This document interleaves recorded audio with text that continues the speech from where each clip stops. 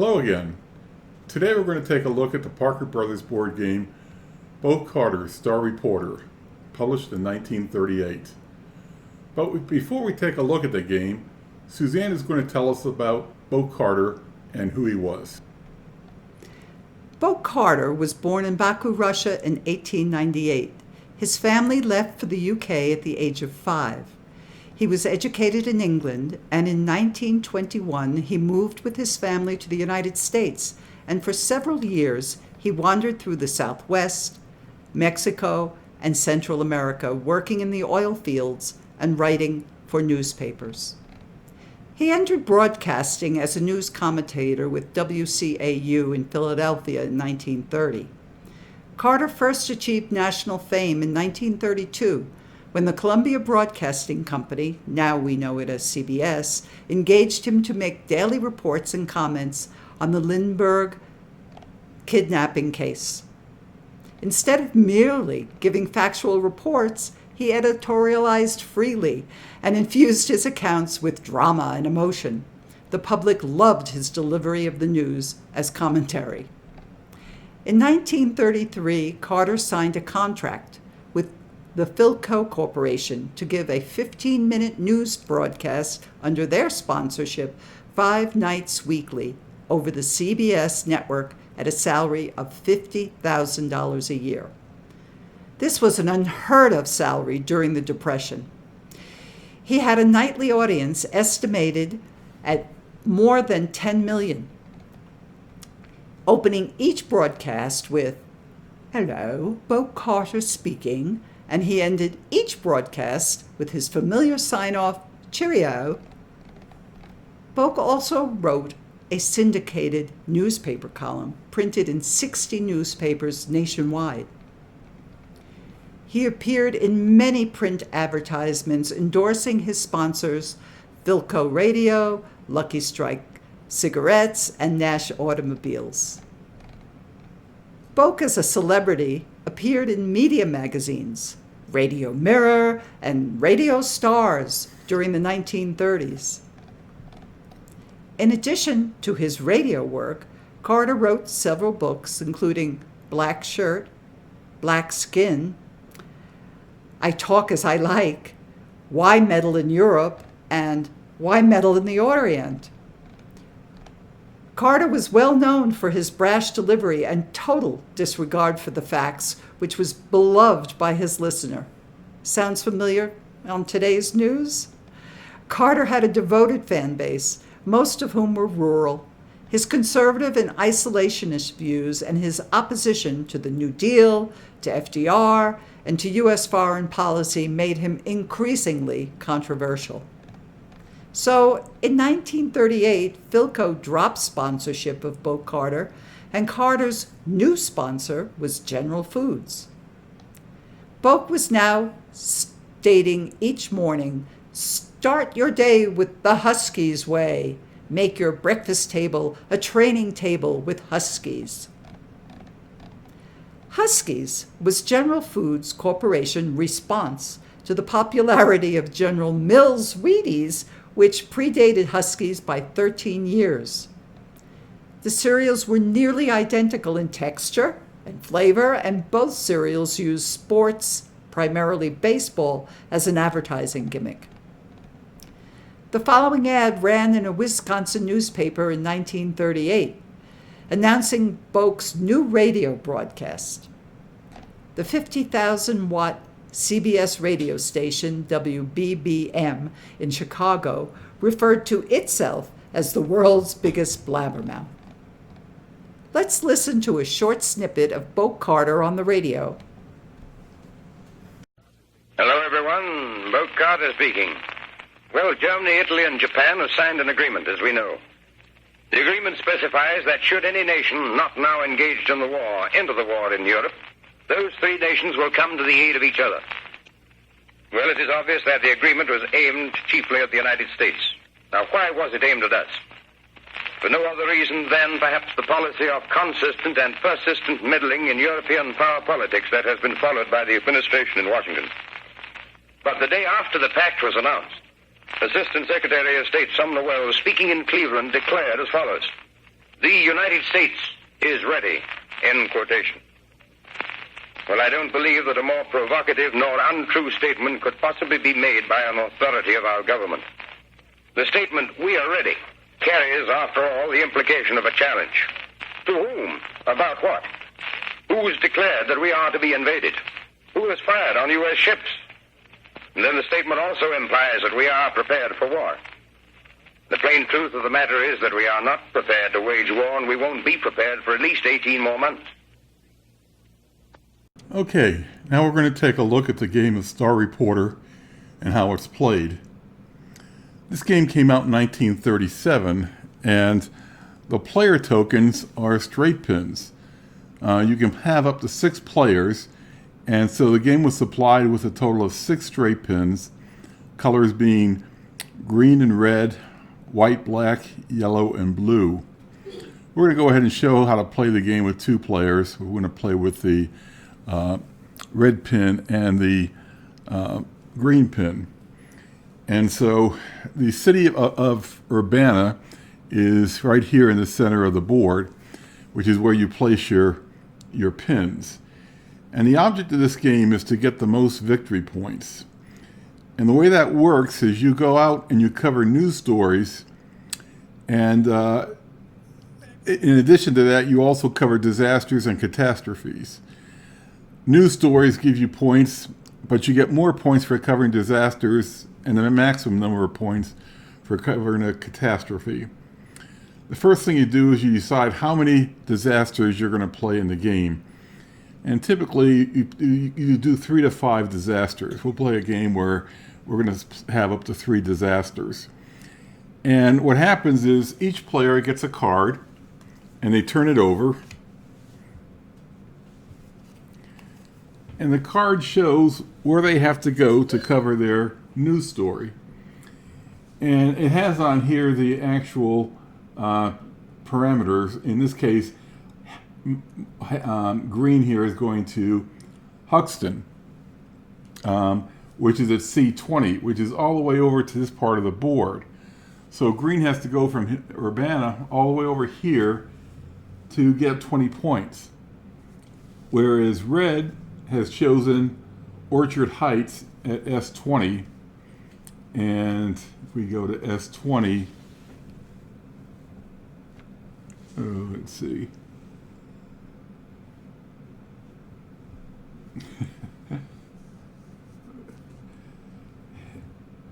S20 is over here, so you can see that's why the corner of the board over there, and they're going to get 15 points if they get over there. It's a shorter trip over there than it is to come all the way over here. Now, a lot of times when you pick up a news, you're going to go to a city that's much closer to Urbana, and you're going to score fewer points. You're only going to get maybe 5 points or 10 points, depending upon how close you are to Urbana. And then there's 3 ways you can get there. You can take the road, and the road is these black and white lines, and they connect all these various cities. And you only count the white spaces. You don't count the black spaces on the road. So what you have is you have 2 dice here, and you can roll the dice, and whatever number you roll, you get to move on the dice. You don't have to reach the city by the exact count. All you have to do is get there. The second option you have is you can travel by railroad, and you can see the various railroads that there are connecting the various cities. And in order to take a railroad, you have to be located on a city, and then before you roll the dice, you're going to say, I want to take the railroad instead of a road. And in order to move forward, if you roll even numbers, if you roll 2 dice and they come up even, you're able to move to the next city. So for example, if I was here and I was to roll even number, I can move to my next city. And if I roll an odd number, I don't move at all. I just stay there until my next turn. And the third way to get around is to fly with an airplane. And when you want to fly with an airplane, the first time you want to fly, you have to charter the plane. So what you'll do is you'll be on an airport, and you'll roll the dice. If you get doubles, you've been successful in chartering the airplane. And then on your next turn that you roll, if you get another pair of doubles, you then can fly from whatever airport you're at to whatever airport you want to go to. So it allows you to move very quickly across the board. But as I said, the first time you want the plane, you have to charter it. And then the second roll of doubles allows you to fly from the airport you're at with your plane to the city that you want to move to.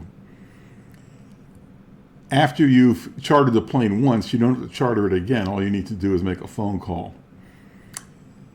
And so what happens is we keep moving around the board until we land on the space. So once I get over here at the Haxton, I take my card and I place it face down in front of me. And now, once I get here, on my next turn, I have to decide what I want to do about getting another news story.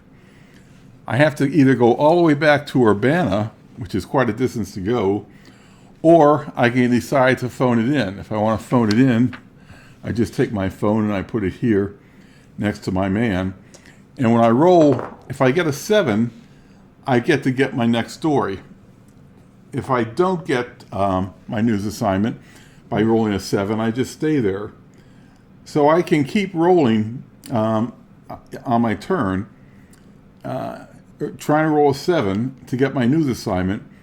Or if I've rolled it several times and I still haven't gotten there, on my next turn I can say, okay, I'm going to take the railroad to get there.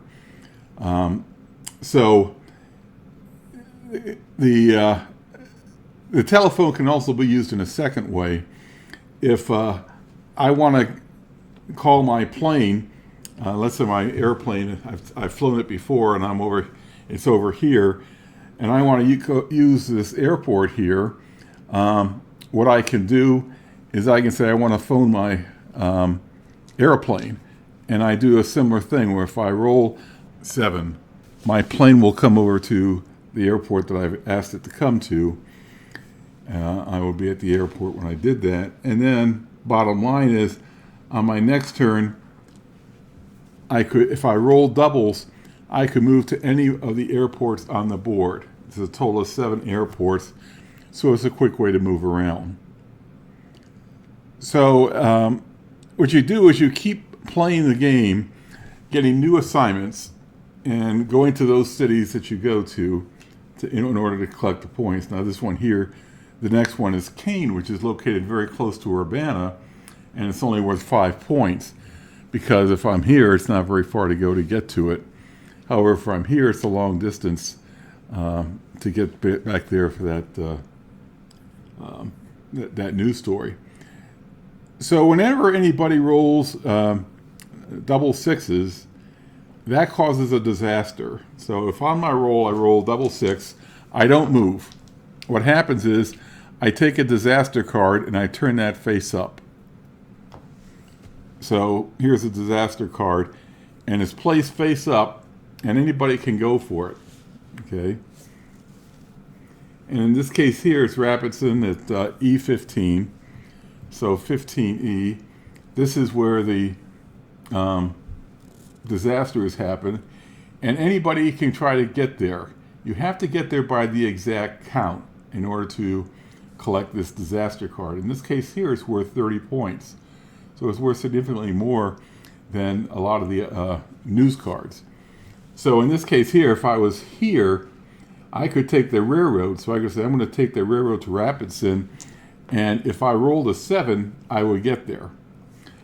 You do have to reach disaster cards by the exact count. So if I were to say, no, I'm going to take the road to get there, you can see it's 1, 2, 3, 4, 5, 6, 7, 8, 9, 10, 11, 12, 13 spaces to get there. So I have to get there by the exact count. And let's say I didn't get there, I only got part ways there. And so now I'm 1, 2, 3 spaces away. Well, if I get a 1 and 2, I can, get there. But in this case here, I have a 1 and a 6, so I can't land on it by the exact count. So what I have to do is I have to move either 7 spaces, and I can't go through Rapidson. I either have to move backwards or forwards. Like I could go 1 space forward, 1, and then I could go 6 spaces backwards. So you're constantly moving back and forth around here until you get Rapidson by the exact count. So that's probably more difficult to do than to roll a 7 by just staying here in the airport on the railroad and hoping to roll a 7 on your turn. Whoever gets to Rapidson first gets to collect the disaster card. And you could have more than one disaster card turned up, because anytime somebody rolls a 12, another disaster card is turned over. And if you got 2 disaster cards turned over, you can go for either one of them. In this case here, 020, which is down here, Reliance, will get you a total of 40 points. So anytime you have a disaster card on the board, it's usually best to go for it. And after 3 disaster cards have been turned face up, then the next roll of doubles, which would be the 4th roll of doubles in the game, you turn over a catastrophe card. And the catastrophe card is a lot of points. In this case here, you can see it's 100 points for Reef Town, which is its S16. So Reef Town is down here. And you'll want to go for the catastrophe card when it shows up, because the points are significantly more than any of the other cards, and the game ends as soon as somebody has landed by the exact count to pick up the catastrophe card. And that ends the game. And so what you do then is you take the cards that you have covered during the game, and you add up the points at the bottom of the cards, and that's your total score. Whoever scores the most points wins. And I said it's a pretty good game. It's a game of odds. You look at the thing and you go, well, chances of me rolling rolling a 7 is maybe 1 in 7. Rolling an odd versus even for the railroad is about 50-50. The odds of rolling doubles, you have to figure that out in order to figure out, when you should use your airplane to fly around. And a lot of times it makes sense to use a telephone to get your news story instead of going all the way back to Urbana to get assigned your next news story. So that's the game. And what we'll do next is we'll take a look at the different versions of the games that were published. This was the original Star Reporter game, Boake Carter Star Reporter. There were 4 other editions that came out in the 50s and 60s, and we'll look and see how the game changed. Okay, now we're going to take a look at the differences in the later copies of Star Reporter that were published by Parker Brothers. 1954, Parker Brothers reissued the game, leaving Boake Carter's name off of it and just calling it Star Reporter.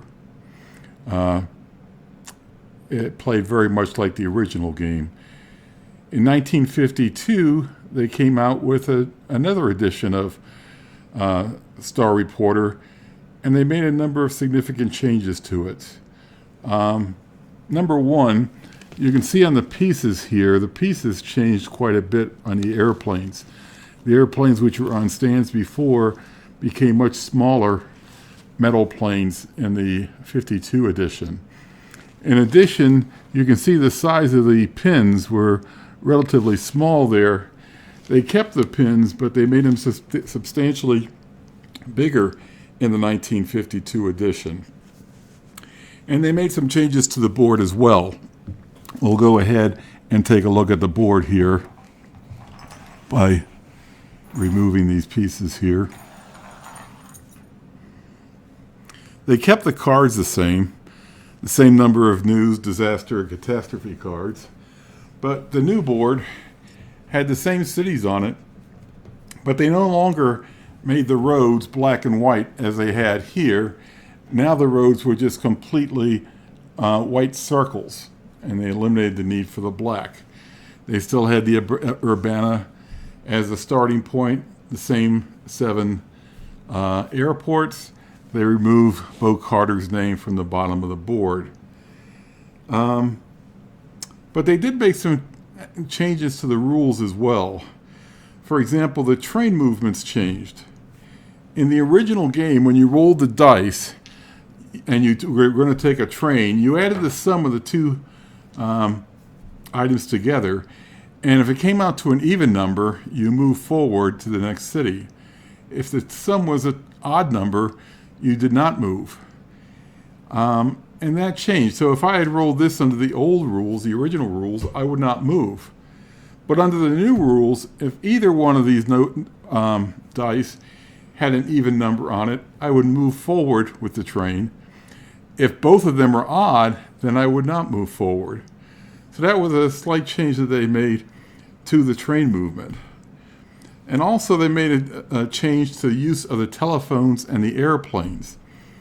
On the original game, you had to roll a 7 in order to be successful in making a phone call to get your news story or in order to call a plane. In the 1952 version, if you rolled a 7 or an 11, you were successful in getting your news assignments or in your call for the airplane. So that was the primary changes that took place in 1952. They came out with a 3rd edition of the game in 1958. And then the last edition of the game came out in 1960, where they made, again, another substantial number of changes. This is the board from 1960. It has the same starting point. It has the same cities. But they eliminated the straight pins. I guess they felt that the straight pins were probably not a good thing for kids to be playing with. And they came out with men with a cane that pointed down to the space that you were on. And so these stand-up plastic pieces replace the pins on the board. In addition, they made some additional changes to the rules, which greatly simplified the game. What they did is they eliminated both the telephones and the airplanes on this edition of the game. So since there was no phones or airplanes, it was no longer necessary. Once you covered your news story, let's say you had to go here to Middletown to cover a news story, once you reached there, and of course it didn't have to be by the exact count, then you didn't have to call back to get your next news story. You simply drew the next card on the deck, and there was no need to call back to get your next news story as well. The other thing is you now had to reach the airports by an exact count. That was not the case in the past. In the past, you could get to the airport by any number. So if you rolled a 10 and you only needed 6, you could go right to the airport. Now, in order to go to the airport, you had to get there by the exact count. And once you got to the airport by the exact count, you were then able to move from whatever airport you were on to whatever airport you wanted to fly to. You no longer had to worry about rolling doubles to fly the plane. You no longer had to worry about chartering the plane by rolling a 7. And you didn't, of course, have to make a phone call by rolling a 7 or an 11. So it greatly simplified the game. But the game was played basically the same. You basically covered news stories until somebody rolled a 12. When they rolled a 12, a disaster card was put up and anybody could go for a disaster card. And in the 1960 rules, they say after 4 disaster cards, you then turn up a catastrophe card, and whoever wins the catastrophe card ends the game, and you count up your points. So I've played this game a number of different ways, and I still prefer the original 1937 version of Boake Carter as opposed to the latter ones that came out. Although what I typically do is I use the plastic pieces instead of the straight pins in order to save the board from getting stuck up with straight pins. Okay, here we have 3 different versions of Star Reporter. We have the original with Boake Carter on it, the 52 version, and then the 1960 version. And the earlier versions from the 50s and 60s, you can find that there typically for $100 to $150 online. Boake Carter, that one I've seen go for anywhere from $200 to $800, depending upon the condition of the game. This game here is in pretty good condition. All the pieces are there, nothing is broken. The original rules are here along with the advertisement that came in there. The game used to sell for about $2 back in the 30s. So, but depending upon the condition of the game, it can vary quite a bit on the internet.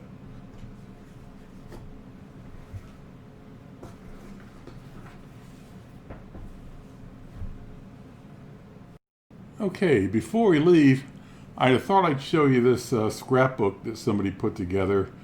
A person named Louis Darmoody. It contains about 80-some editorials written by Boake Carter in the 1940s. These were all pretty conservative articles. They're written just before the start of World War II.